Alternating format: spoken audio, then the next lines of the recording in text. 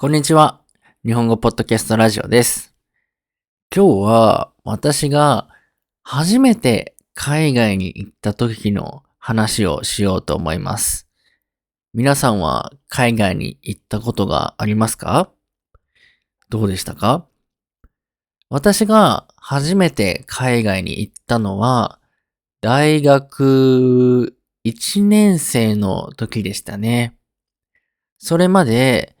一度も海外に行ったことがなかったんですね。ただ、私は旅行が好きだったので、日本の中で旅行をしたことがありましたが、海外は一度も行ったことがありませんでした。もちろん家族で一緒に海外に行くっていうのもありませんでしたね。うん。で、大学1年生の多分秋の楽器だったと思うんですけど、一つの授業で、一つのプロジェクトが紹介されていたんですね。それが、サンチャゴ巡礼っていうプロジェクトでした。これはどういうプロジェクトかというと、サンチャゴ巡礼っていう世界遺産がフランス、スペインにあるんですね。あとはポルトガルですね。で、そのサンチャゴ巡礼っていうのは、すごく長い道があって、その道を歩くっていう、そういうプロジェクトですね。うん。で、これはもう1000年ぐらい前からずーっとクリスチャンの聖地として、ずーっとクリスチャンの人が歩いて、で、最後に大きい大聖堂に行くっていう、巡礼の道が、あるんですが、それに行くというプロジェクトがありました。私は、それに、なんで参加したのか、そうですね。とにかく、海外に行ったことがなかったので、ちょっと安く海外に行きたかったんですね。そのチラシをもらった時に、安く行けるよって書いてあったんですよ。普通に海外に行くんだったら結構高いと思うんですが、そのプロジェクトでは、ちょっと大学からお金が出ていたのかな。なので、普通に行くよりも、ちょっと安く海外に行けるっていうのが書いてあったと思います。で、やっぱり大学1年生の時は、全然お金がなかったので、これはいいと思って、あんまりそのサンチャゴ巡礼道っていうのを、まあ、調べないというか、気にしないで、とにかく海外に行くっていう目的で参加しました。そう。実は私の大学は、キリスト教の大学だったので、授業の中でお祈りとか、あとはキリスト教の勉強とかもしていましたね。うん。私はキリスト教信者ではないんですが、同じ大学の中で、クリスチャンの人もいたし、あとはそのプロジェクトを作った先生も、クリスチャンの日本人でした。うん。で、このプロジェクトは、誰でも参加できるっていうわけではなくて、確か、最初に申し込みをして、で、それから、ちょっとインタビューみたいな面接をして、その後に、じゃああなたは行くことができますっていう感じで、選ばれたと思います。うん。っていうのも、このプロジェクトは、確か10人ぐらいまでっていう風に人数が決められてたんですよね。うん。で、10人ぐらいで、みんなで一緒に、そのプロジェクトとして、まず、フランスに行くんですけど、その中に、ちょっと変な人がいたら、その後に大変なことになってしまうので、多分、そのインタビューの時に、この人は本当に大丈夫なのか、本当にこのサンチャゴ巡礼というプロジェクトに参加して、いい人なのかっていうのをチェックされたんだと思いますまあ、それで、10人ぐらいが決められて、大学1年生から大学4年生までバラバラだったんですが、まあ、男の人もいるし、女の人もいるし、もう本当にバラバラな人たちが選ばれて、で、私も運よく選ばれて参加できることになりました。うん。まあ、もちろん行く前にサンチャゴ巡礼ってなんだっていうのをしっかり勉強していきましたね。うん。で、その巡礼道の道は、本当はフランスから始まっていて、まあ、本当はいろいろなところから始まっているんですが、フランスからスペインを通って、で、ポルトガルの方まで続いているんですよ。うん。で、全部で1000キロぐらい。1000キロですよ。1000キロぐらいの長さになっています。うん。もちろん、大学のプロジェクトなので、大学の休みの時に行くんですよ。日本では、大学の休みは、基本的に夏休み、あとは春休みですね。うん。楽器が2つありますね。春の楽器と秋の楽器。春の楽器は、だいたい4月、5月、6月、7月ぐらいまで続いて、で、7月の途中から8月休み、で、9月の途中まで休み。それが夏休みですね。で、夏休みが終わったら、秋学期が始まりますね。秋学期は、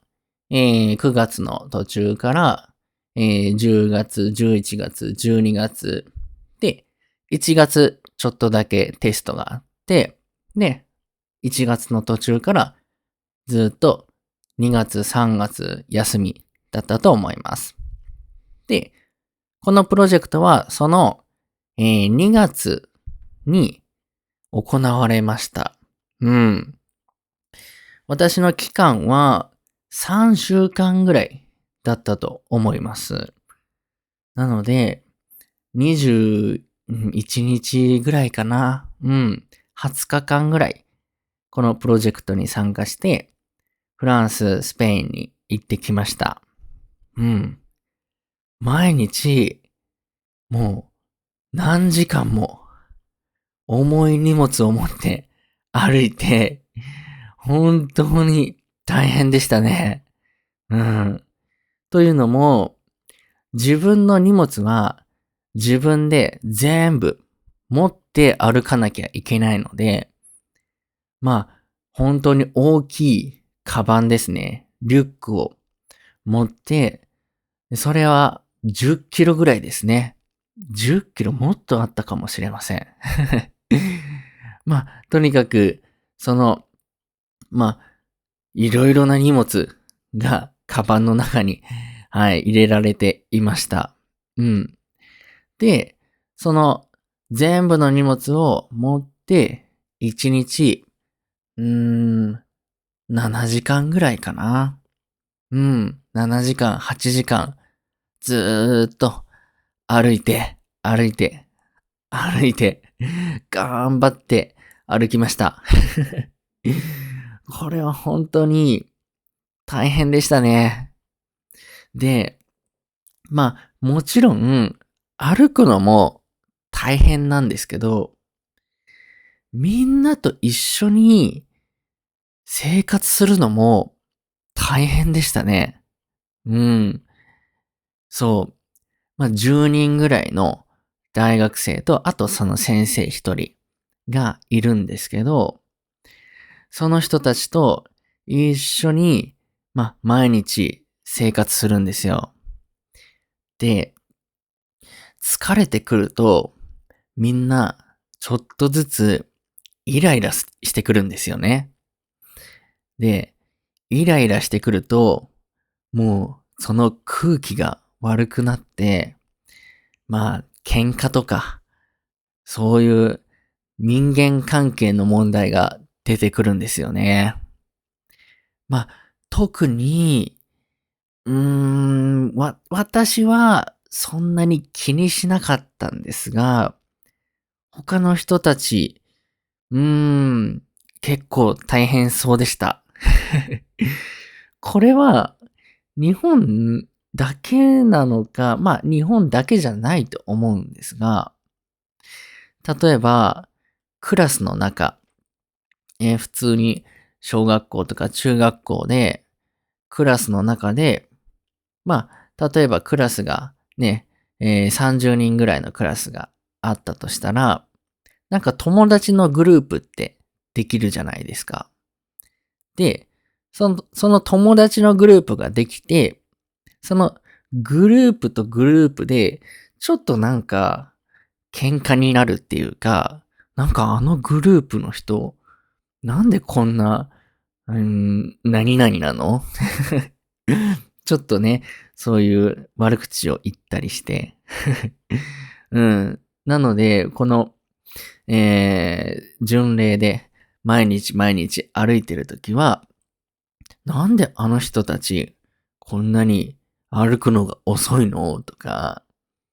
え、なんでこの人たち、こんなにうるさいのとか、わからない。そんな感じの、今考えたら本当に小さいことで、ちょっと喧嘩をしていたんじゃないかなと思います。でも本当に、私は全然気にしないんですよね。なんか私は本当にいろんな人と、仲良くしたいというか、できると思うので、だから、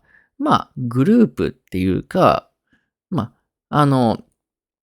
いろんな人と話して、で、なんか問題あったのどうしたのっていう感じで、そう、話を聞いていました。うん。話を聞くのもね、ちょっとね、大変なところがあるんですが、例えば、こっちの A グループでは、この B グループのなんかちょっと悪いことを聞いて、B グループでは A グループのちょっと悪いことを聞いてみたいなことがあったりしたような気がします。で、もちろん私は大学1年生で、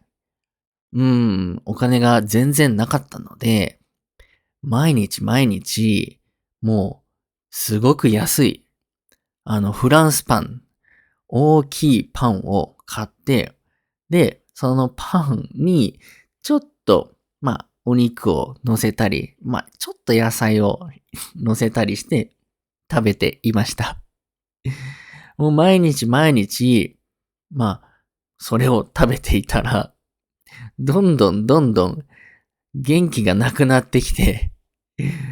それはそうですよね。でも本当にその時は、節約したいと思っていたので、そうやっていたら、なんと、途中で病気になってしまったんですね。私は、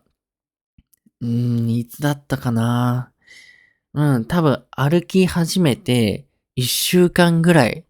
の時だと思います。インフルエンザになってしまったんですね。インフルエンザはもう本当に大変でした。なんかもう歩いていたら明らかにいつもより大変、きつい。もう頭も痛いし、なんか歩くだけで倒れそうになって、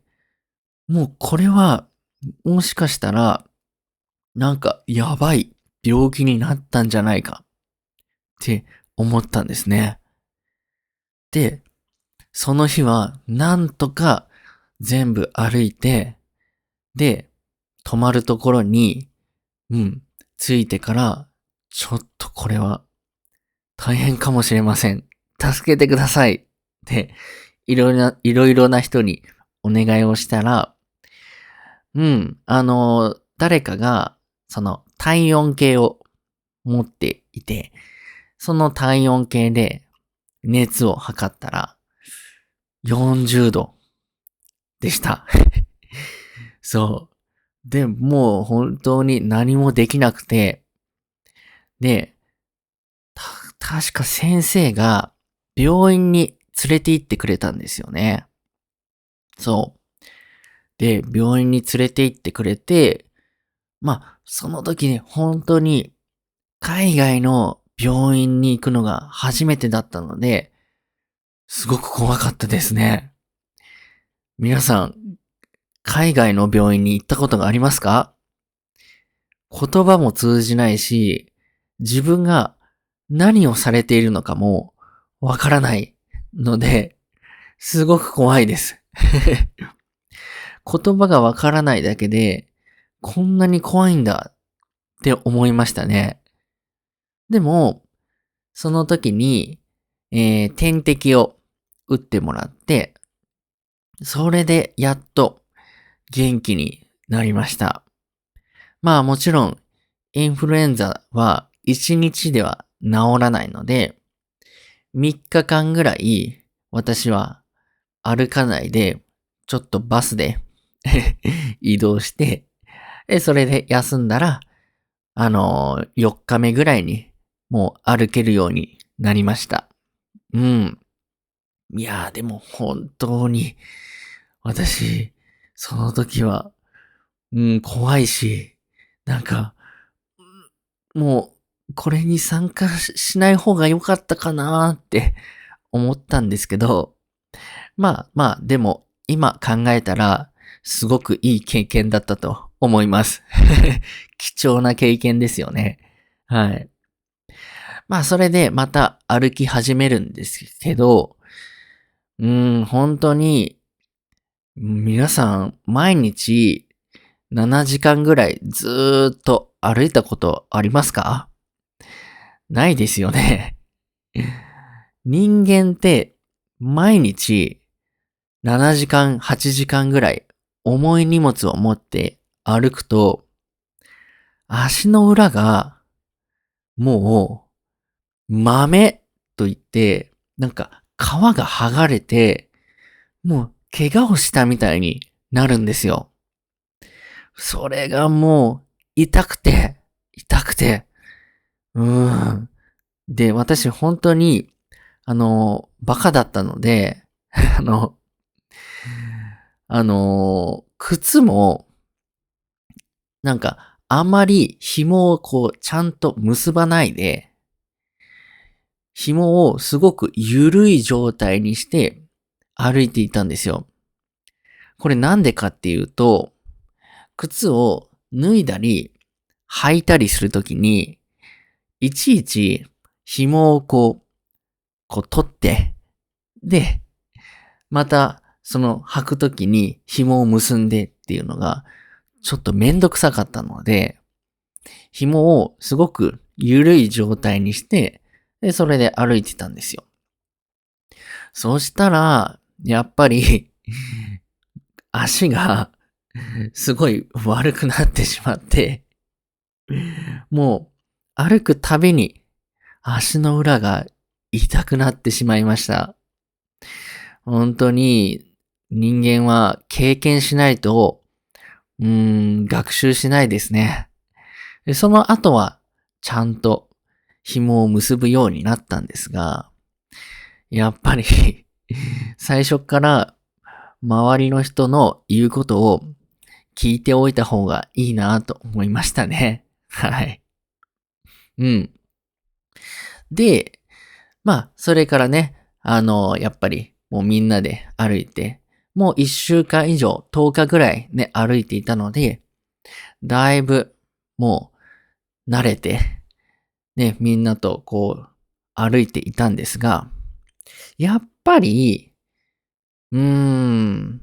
10日ぐらいみんなと一緒に歩いても、なんか、その空気が良くないんですよね。空気っていうのは、そのスペインの空気じゃなくて、人間と人間の空気です。はい。なんか歩いてるときは、みんな何も話さないし、あとは、例えば、他に歩いている人たち、例えば、アメリカから来た人とか、スペイン人とか、うーん、ポルトガル人とかかな。いろんな国の人がいたんですけど、私たちはあんまり他の国の人と話さないで歩いてたんですよね。そしたら、スペインかな、なんか他の国から来た外国人が、私たちも外国人なんですが、なんであなたたちはそんなに一緒に歩いてて、しかも何も話さないの？なんか楽しそうに見えないよって言われたんですよね。で、確かにねって思って、その時に、今でも覚えているんですが、一日歩いた後に、みんなでご飯を一緒に作ったんですよ。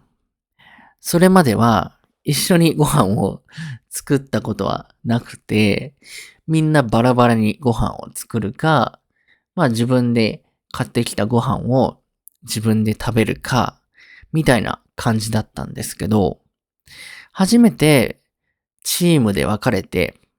ね、その10人ぐらい行ってるのに、あの、5人と5人でこう分かれて、グループで分かれて、そのグループで、ご飯を作りましたね。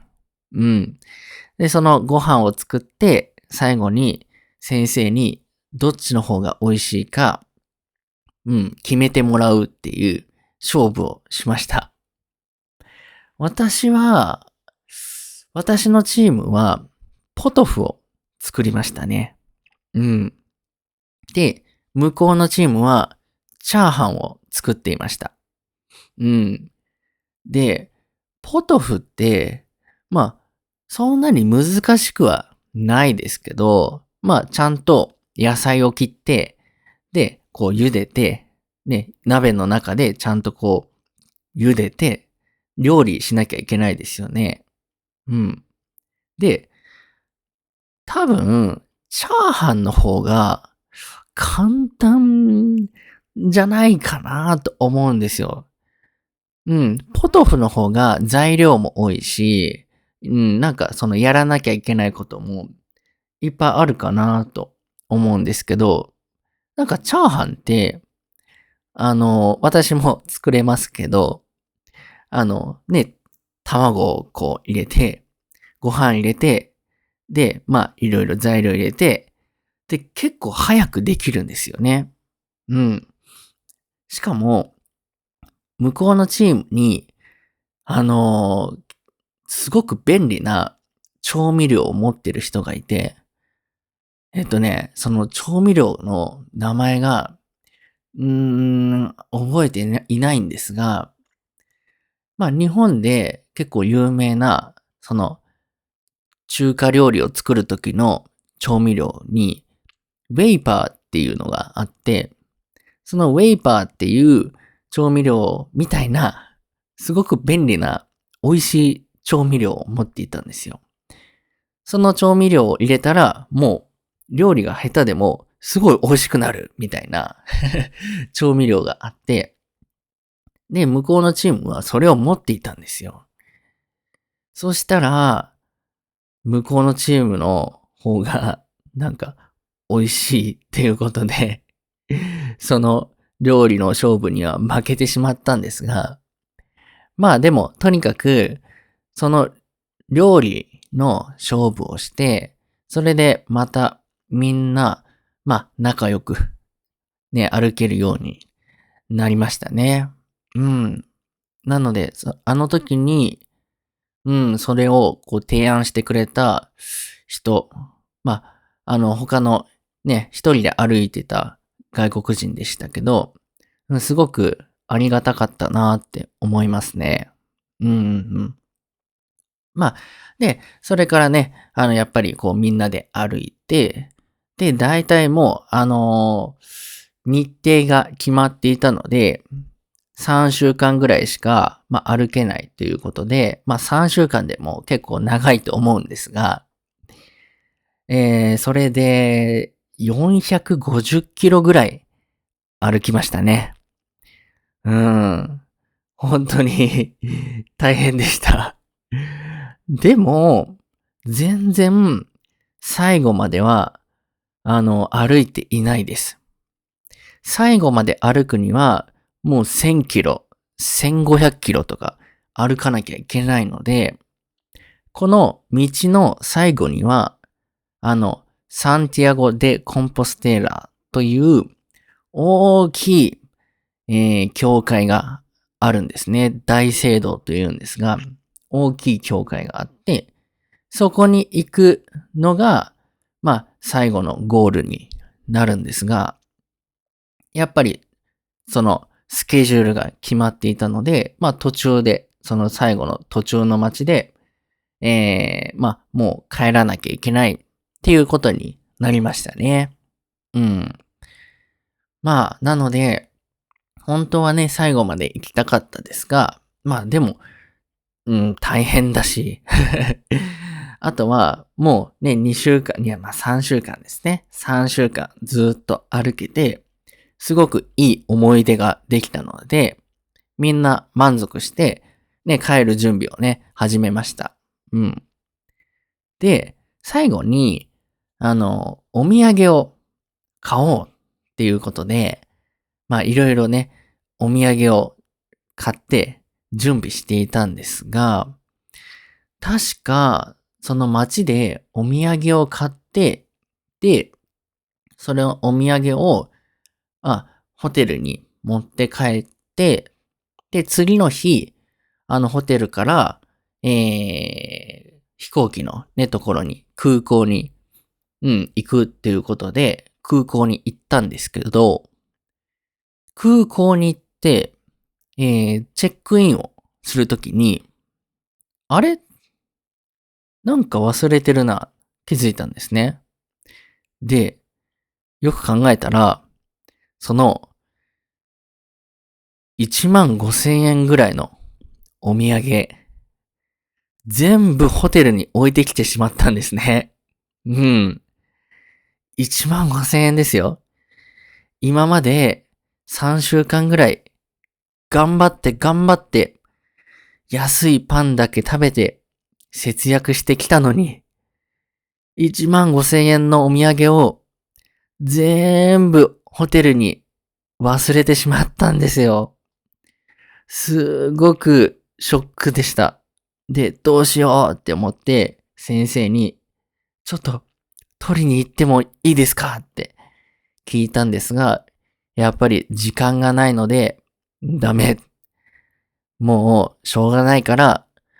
空港の中のお店でもう一回お土産を買ってくださいって言われて、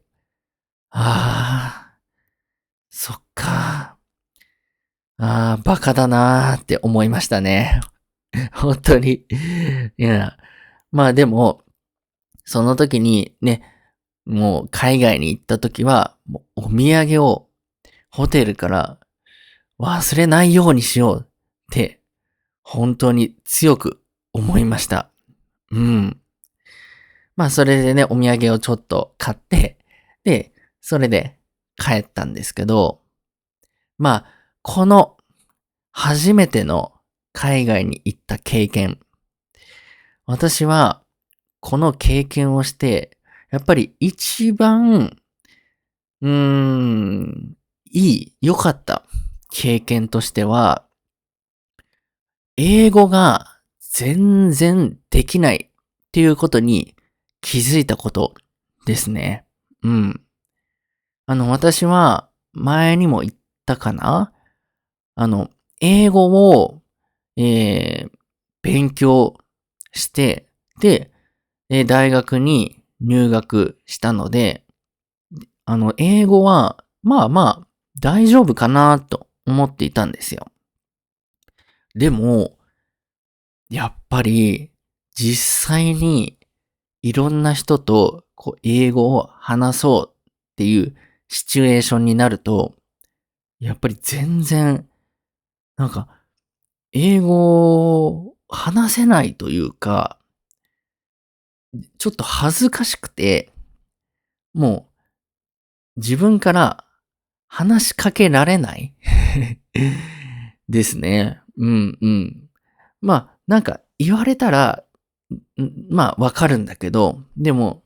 自分から話すことが全然できなかったですね。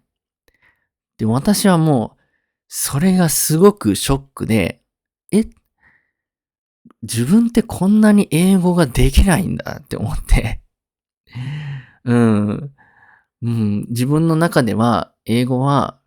まあ、勉強したから大丈夫だと思ってたのに、やっぱり実際にそういうシチュエーションになると、全然ダメ。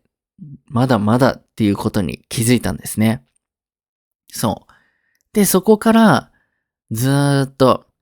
英語のスピーキングの練習をね、するようになりました。うん。なので、私は今、その時より英語が上手にね、なりましたが、今、まあ、英語が上手になったのも、その時の経験のおかげじゃないかなと思いますね。うん。あとは、私はその時に初めて海外に行って、で、それから、海外って面白いなって思うようになったので、いろいろな海外に行きましたね。うん。いろいろな海外に行って、まあ、海外の人たちと、まあ、話して、で、まあ、いろいろな、文化を知って、カルチャーショックもして、それが、やっぱり、私の今の仕事につながっているんじゃないかなと思いますね。もし、あの時に、このプロジェクトに参加していなかったら、私は、今、どんな仕事をしていたんだろうって思いますね。うん。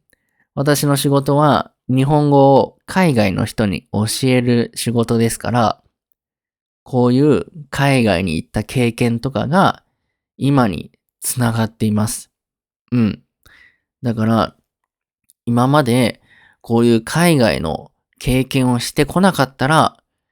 日本語の先生っていう仕事はしていなかったんじゃないかなーって思いますね。うんうんうんうん。そう。なので、そんな感じで、私は大学1年生の時に初めて、スペインに行って、サンチャゴ巡礼道という道を歩いて、海外の経験をしたという話でした。うん。皆さんはどうですか？皆さんは日本に、まあもしね、皆さんが日本じゃないところに、日本じゃない国に住んでいたら、日本に来るのが海外の経験ですよね。どうですか？何かそのカルチャーショックとか面白い経験を、していたら、ぜひ教えてください。私もまた他の、いろいろな経験を皆さんにシェアしたいなと思います。はい。では今日はこれで終わりです。さようなら。